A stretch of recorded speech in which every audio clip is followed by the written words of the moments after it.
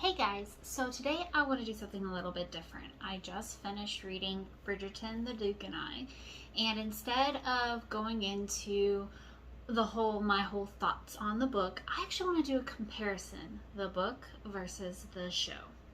So we're going to be going over book 1 and season 1 of Bridgerton. First thing I want to point out is that there are some character differences. The Featheringtons have an extra daughter in the book. There is a 10-year-old named Felicity. We don't see much of Felicity from this book besides a passing mention of her when Mrs. Featherington is introducing her daughters to Simon. But we do hear that her and the youngest Bridgerton daughter, Hyacinth, I think that's how you say her name, are friends. She does not exist in season 1 in Bridgerton TV show at all. She's been cut.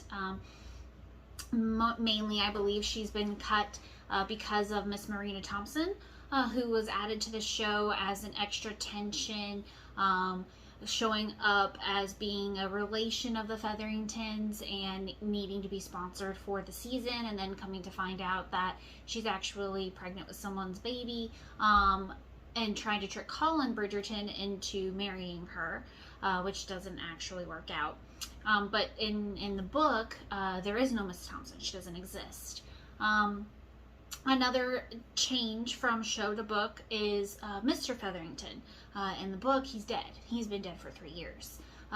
There's no mention of gentlemen in their household. It's all we see from Daphne's perspective when she's talking, from Simon's when they're talking about the Featheringtons, is Mrs. Featherington and her 3 oldest daughters, Prudence, Philippa, and Penelope. I am kind of confused as to why the older 3 are P names, and then we have Felicity, which I hope maybe gets explained later. Is there something different about Felicity? Maybe something that Mrs. Featherington kept from her? I don't know, just a thought. Just a random thought went through my head when I was like, oh, that's weird. Her name is different.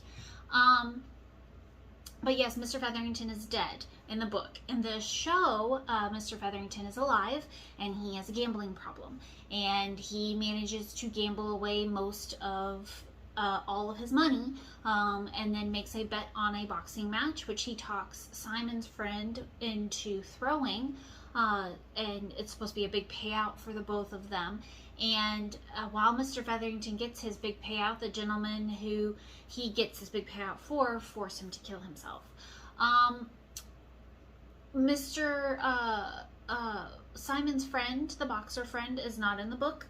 Boxing is not mentioned at all in the book, and I'm assuming that's because in the book you get a little bit more insight into Simon's thoughts and Daphne's thoughts, so you don't have to have the boxing there, because you don't have Simon doesn't have to actually speak his feelings and his thoughts about his father to his friend, because you can read them in the book.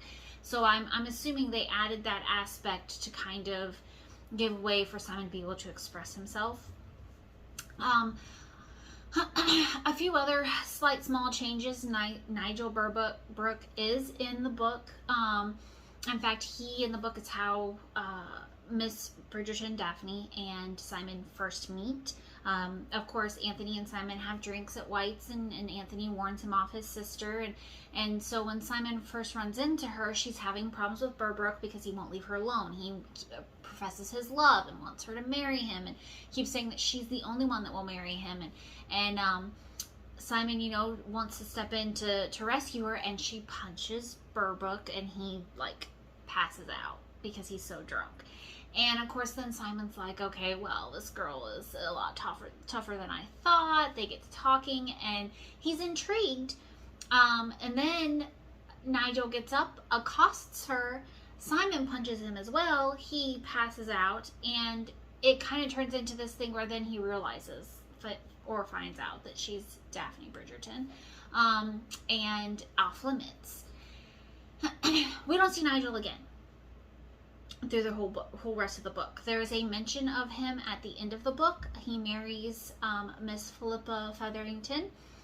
In this show, Philippa is season 1 engaged to a Mr. Finch, who is not in the book whatsoever. So I'm not sure if the show, I mean, because the show really did make Nigel look really bad. Like, if I remember correctly, there was a point where he basically told Daphne that he was her only hope. In the book, it's him telling her that she's his only hope. But she does get to punch him, but she doesn't knock him out. In the book, she knocks him out. In the show, he gets all offended and is gonna tattle on her and kind of thing. And so I think that the problem with Nigel in the show is that they had turned him into such a vile person that instead of him being the nitwit he is in the book, where he's just kind of irritating and annoying and you feel kind of bad for him, in the show they actually turned him into not such a nice guy. And so they had to create Mr. Finch to make up for the fact that Nigel wasn't very nice. Another big difference is there's no queen. The show focuses around Queen Charlotte and her being very into the society and her choosing her diamond of the season. And in book 1, or in season 1, the diamond of her season is Daphne. And then Simon Bassett, the Duke of Hastings, is the most eligible bachelor.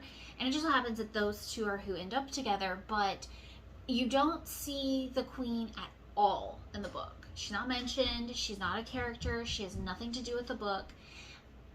You also do not get told who Lady Whistledown is. So Lady Whistledown is the columnist, the gossip columnist. And she reports on things going around the ton, talks about the different characters, talks about the different people. Lady Featherington is how you learn about the Bridgertons to begin with, how many children they have, that sort of thing. And she's talked about, but it's not one of those things where it's like, oh, this is a pressing matter where they have to find her. In the show, the queen makes it a big deal that she wants Lady Whistledown found, and she actually enlists Eloise, Daphne's younger sister, to help her find out whoever Lady Whistledown was. And this actually takes up a lot of Eloise's time. It takes up a lot of her attention. She pulls Penelope Featherington into it with her, because in the book, Penelope and Eloise are friends. In the show, Penelope and Eloise are friends. In the book, they're not really, like, the book is from Daphne's perspective. I just kind of feel like, and Simon's, but I just kind of feel like that if Penelope and Eloise were friends in the book, that would have been mentioned. It's mentioned that Felicity is friends with the youngest Bridgerton daughter, but it's not really ever, and the Eloise in the book and the Eloise in the show are very different. The Eloise in the show is not into any of this girly stuff. She disdains society, disdains coming out. In the book, all you really hear is when Daphne, tells everyone she's getting married. Even Eloise wants to know, oh, what about our dresses? What are we going to wear? What are we going to do? What's this, going on, acting like a normal girl. So the two characters are vastly different. But the underlying theme of the story is the same. You do have the Duke, Simon, who had difficulty speaking and stammered and stuttered as a child. His father rejected him because of this. He was raised lonely and angry, and when he grew up, he promised that he would never marry, vowed that he would never have children. Unfortunately for him, when him and Daphne created their little pact that they are going to pretend to be courting each other, they both ended up falling for each other, even though they didn't want to admit it. And then Anthony caught them together, which also happened in the book. They did both get caught by Anthony, and he forced their hand. He was either, you marry her or we have a duel. Duels are illegal, but they still happened. And Simon could not marry Daphne, knowing that he could never give her children. Not that he could never give her children, wouldn't ever give her children. Now, you have to pay attention to his wording here, because when he does finally tell her that he can't give her children, he doesn't say won't, it's can't. He literally makes her think that he can't have kids. And so, and that starts that's the start of the whole relationship. The the show goes into some other things, her struggles of becoming Lady Hastings and trying to figure out how to navigate that. The book doesn't go into any of that. The book happens very quickly. They are courting for like less than a month, and they get married. Her mother has to get a special license, and they get married super quickly. They are on their honeymoon in Cliveden for literally 2 weeks before they have a big, huge, blown out argument because she realizes, after the housekeeper said something about, sometimes the seed not taking, that Hastings is spilling his seed and not actually. And she puts two and two together and realizes that, it's not that he can't impregnate me, he won't. And basically tells him that if he is going to be like that, she wants nothing to do with him. Moves out of his room into the Duchess's suite in the house, and he goes to some pub, gets terribly drunk, comes home, acts like a complete fool, begs for her to come back. Everybody leaves me, being a pathetic baby. Her, knowing that she could never get him to his room, has him sleep in her room. He wants to cuddle, you promise, so she climbs into bed with him. And then, of course, an interesting thing happens. When she wakes up, she realizes that men can get aroused in their sleep. And she, not really thinking, decides that to see how far this goes, and actually ends up getting him to come inside her. Awkward. And he's flabbergasted because, he never even thought that was something that she would do to him. And she is worried. And what she doesn't realize is that he gets so upset he can't talk without stuttering. And that was, only his father ever made him feel that way, ever made him feel so upset that he couldn't say anything. And so he just storms out and leaves. And goes to another one of his estates. She thinks she's pregnant. She goes back to London. And she doesn't. She goes for 2 months without having her course. She writes him and tells him she's pregnant. And it takes him moments to decide that he needs to go to her. And he does. Of course, by then it's revealed that she's not actually pregnant. She thought she was. She wasn't. And they have to hash it out. And eventually, in the show and in the book, they do hash out that him not having a family, refusing to have a family, is letting his father win. His father telling him that he could never have any of these things, and he's letting his father win. And so they do eventually get to their happy ending, although in the book, she has 3 daughters before she ever has a son, and in the show, they have a son first. And I don't know why they chose to do that. That's up to the writers. It's the differences they made, but I like the show for what it is. I like the music, and I like the dancing, and I like the stories and the characters, and I enjoy who they pick to play the characters. But I enjoy the book for the fact that it doesn't have all that extra stuff. I honestly, reading the book, I felt that it didn't need the queen. It didn't need the hunt for Lady Whistledown. It didn't need the boxing matches or Mr. Featherington's death, which in the show adds a whole new sheen to everything because he didn't have any sons, so his estates go to his cousin. It's a distant cousin, 4 times removed or something. And so now at the end of that, of season 1, the Featherington women are trying to figure out what this man is going to do when he shows up. And they're hearing stories that he's an old man, that he's going to do something to them, he's going to kick them out. It's all kind of, they're not really sure what to expect. And I just feel like, I guess for show purposes, those things added extra excitement, but for book purposes, they weren't missed. I didn't feel like there was any need for them. I actually quite enjoyed what was already there. And I enjoyed the relationships. What I really liked in the book was the relationship between Colin and Daphne. It's not really shown in the show how close they are. They're literally 18 months apart. They've grown up together, grown up chasing each other around, whereas Anthony is the older brother who has to take over the family, and Benedict is that second brother who likes to be joking and play pranks and do things. Colin was her confidant, and it's shown in the book. Anthony asked Benedict to be his second in the duel. Daphne goes to Colin for help. And it says in the book that Colin will hem and haw and complain and gripe, but he will do whatever Daphne asks him to do. And I really felt like the show kind of dropped the ball on that relationship. They spent a lot of time focusing on Penelope mooning over Colin and Colin mooning over Miss Thompson, that it kind of missed the whole point of this relationship that Daphne has with her brother. I also felt that the show kind of tried to push Benedict into Colin's position of understanding, caring brother.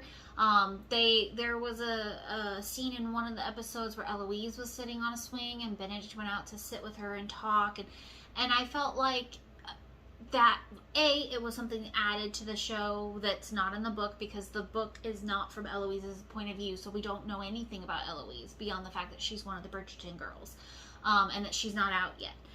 One of the other things that the show doesn't mention that the book does is that this is not Daphne's first season. This is her second season, I think, and so her mother is very, very much wanting to find her someone. And in the book, Colin leaves after everything with Miss Thompson. He takes off, goes to Greece. But that's not the case in the book. In the book, he's actually just gotten back from exploring, and so it's kind of a little bit of a switch there. And I know that a lot of the stuff in the show is done for the dramatic effect to get people watching, but I just have to enjoy the simplicity of the book and the fact that the characters are vivid on their own without all of the extra stuff. I love Lady Featherington, or Lady Whistledown, and her gossip and the way she runs it. And it's funny because there's a second epilogue that's written, and I'm not going to say anything about what's in it, because it does have spoilers for further on in the series. I don't want to spoil that for anybody if you haven't read it. But there is a second epilogue. And all I'll say about the second epilogue is that Daphne and Simon have 4 children. And after 20 years of marriage, they had 4 children in 4 years. They had 3 girls, all alphabetical order. Amelia, it was Amelia, Belinda, Caroline, and then David. And then it's 16 years after David's born. You see Daphne realizing that she's missed her she's 43 days late, and how could she be 43 days late? And maybe she's going through the change, but she doesn't feel any different, and then it all turns out that, oh no, she's actually pregnant. After 16 years of not having a baby, they're pregnant again. And Simon, as soon as Simon gets home and sees her get sick and puts 2 and 2 together, and is like, oh my goodness, you are. And so 5 children for the Bassets, which she always wanted a big family. I thought that was really interesting, and I really like that second glimpse to see. It's kind of a 20 years later kind of thing, and it gives you insight into what's going on in the family. But I really enjoyed seeing that and catching a glimpse of the family in that. Again, I do prefer the book, so for me the book wins out on this one, but I really did enjoy the show, which I did watch first. Actually, I watched show first and then I read the book, and I really did enjoy the season 1. I just felt that there was a little extra fluff in it that didn't need to be there, that the book obviously showed didn't need to be there. But if you're looking for something to read, I read it in a day. It was just that good. So if you're looking for an easy, fun Regency romance read, Bridgerton, The Duke and I is definitely one to hit up, and the show is not bad either. I would check it out. Happy reading!